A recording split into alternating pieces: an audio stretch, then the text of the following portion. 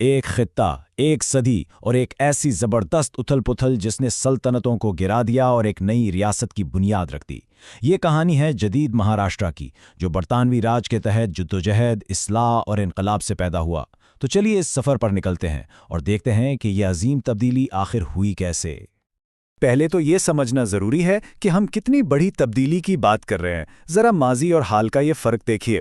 1960 سے پہلے بامبے پریزیڈنسی کوئی عام صوبہ نہیں تھا۔ ارے بھائی، یہ تو ایک چھوٹی موٹی سلطنت تھی جس کی سرحدیں آج کے گجرات، کرناٹک اور یہاں تک کہ سندھ تک پھیلی ہوئی تھیں۔ اور پھر 1 مئی 1960 کو زبان کی بنیاد پر ایک نئی ریاست مہاراشٹرا نے جنم لیا۔ یہ صرف زمین کے نقشے پر ایک لکیر نہیں تھی، یہ تو کلچر اور سیاست کا ایک پورا انقلاب تھا۔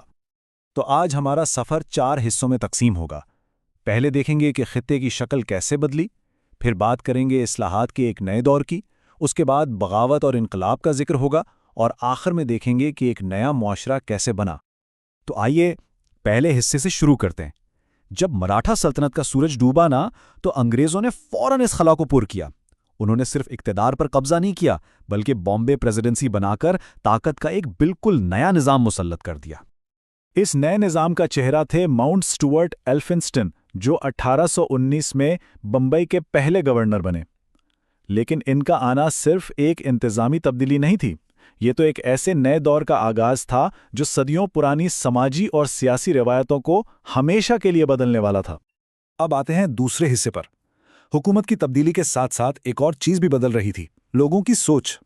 برٹش حکومت اور عیسائی مشنریوں کی آمد نے صرف سیاسی منظر ہی نہیں بدلا، بلکہ اس نے ہندوستانی معاشرے کے اندر ایک گہری فکری ہلچل پیدا کر دی، جس سے سماجی اور مذہبی بیداری کی ایک لہر اٹھی۔ اور اس سوچ کی تبدیلی کے پیچھے ایک بہت بڑی وجہ تھی 1813 کا چارٹر ایکٹ۔ اس ایکٹ نے پہلی بار عیسائی مشنریوں کو سرکاری طور پر ہندوستان آنے کی اجازت دی۔ جب مذہب کی تبدیلی کے واقعات بڑھے تو اس نے ہندوستانی مفکروں کو خود احتسابی پر مجبور کیا، اور اپنے ہی معاشرے کے اندر اصلاحات کی ایک طاقتور تحریک شروع ہو گئی۔ اور یہ اصلاح کی لہر کتنی تیزی سے پھیلی، یہ ٹائم لائن دیکھیے، خود ہی پتہ چل جائے گا۔ صرف 2 دہائیوں کے اندر سورت سے لے کر بمبئی تک ایک کے بعد ایک اصلاحی تنظیمیں قائم ہوئیں۔ دادوبا پانڈورنگ ترکھنڈیکر جیسے رہنماؤں کی قیادت میں یہ صرف میٹنگیں نہیں ہو رہی تھیں، یہ تو ایک نئے سماج کی بنیاد رکھی جا رہی تھی۔ ان تحریکوں کا جذبہ کتنا انقلابی تھا، اس کا اندازہ پرم ہنس منڈلی کے اراکین کے اس حلف سے لگایا جا سکتا ہے: میں ذات پات کے امتیاز پر عمل نہیں کروں گا۔ سوچئے، ایک ایسے معاشرے میں جہاں ذات ہی سب کچھ تھی، یہ عہد تو سیدھا اس نظام کے دل پر وار تھا۔ لیکن ہمیشہ باتوں سے مسئلے حل نہیں ہوتے، اور جلد ہی باتوں کی جگہ ہتھیاروں نے لے لی۔ یہاں سے ہم داخل ہوتے ہیں بغاوت اور انقلاب کے دور میں۔ یہاں ایک بات سمجھنا بہت ضروری ہے۔ 2 لفظ ہیں: اٹھاؤ اور کرانتی۔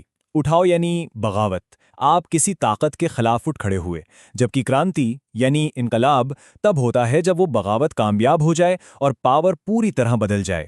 اسی لیے 1857 کے لڑائی کو اٹھاؤ کہا جاتا ہے، کرانتی نہیں، کیونکہ یہ تبدیلی لانے میں کامیاب نہیں ہو سکی تھی۔ تو 1857 کی بغاوت کی چنگاری کہاں سے اٹھی؟ ایک رائفل سے، اینفیلڈ رائفل۔ مسئلہ یہ تھا کہ اس کے کارتوس پر گائے اور سور کی چربی لگی تھی، اور اسے لوڈ کرنے کے لیے دانتوں سے کاٹنا پڑتا تھا۔ یہ ہندو اور مسلمان دونوں سپاہیوں کے مذہبی عقائد کی کھلی توہین تھی۔ یہ وہ آخری چوٹ تھی جس نے پورے شمالی ہندوستان میں آگ لگا دی۔ اور یہ آگ کسی ایک شہر تک محدود نہیں تھی۔ دہلی سے جھانسی، کانپور سے لکھنؤ، ہر جگہ بغاوت کا جھنڈا بلند ہوا۔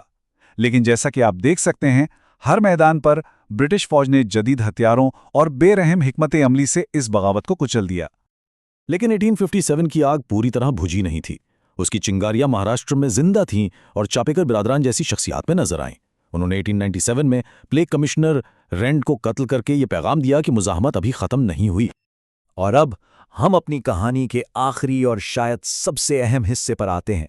یہ لڑائی اب صرف انگریزوں کے خلاف نہیں تھی، یہ لڑائی تو خود اپنے سماج کے اندر تھی، صدیوں پرانی اونچ نیچ کے خلاف۔ اس اندرونی جنگ کے ایک سب سے بڑے رہنما تھے مہاتما جیوتیبا پھولے۔ 1873 میں انہوں نے ستیہ شودھک سماج یعنی سچائی کے متلاشیوں کی سوسائٹی کی بنیاد رکھی۔ ان کا مقصد صرف اصلاح لانا نہیں تھا، بلکہ نچلی ذات کی برادریوں کو تعلیم اور مساوات کے ذریعے بااختیار بنا کر پورے سماجی ڈھانچے کو جڑ سے بدلنا تھا۔ اس تبدیلی کی گہرائی کا اندازہ لگانا ہے تو اس ایک نمبر کو دیکھیے، 50%۔ 1902 میں چھترپتی شاہو مہاراج نے کولہاپور میں ایک ایسا تاریخی قدم اٹھایا، سرکاری نوکریوں میں 50% ریزرویشن پسماندہ طبقات کے لیے۔ ہندوستان کی تاریخ میں یہ ایک ایسا قدم تھا جس کی پہلے کوئی مثال نہیں ملتی تھی۔ اور اس پوری جدوجہد کو ایک بہت ہی طاقتور آواز دی ڈاکٹر بی آر امبیڈکر نے۔ انہوں نے مظلوم طبقات کی آزادی کا راستہ صرف 3 الفاظ میں بیان کر دیا: تعلیم حاصل کرو، جدوجہد کرو، منظم ہو جاؤ۔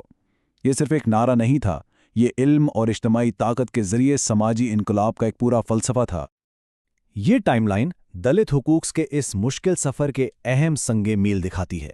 تنظیمیں بنانے سے لے کر عوامی تالابوں پر اپنے حق کے لیے لڑنے تک، اور آخر میں سیاسی نمائندگی حاصل کرنے تک، ہر قدم ایک سخت لڑائی تھی۔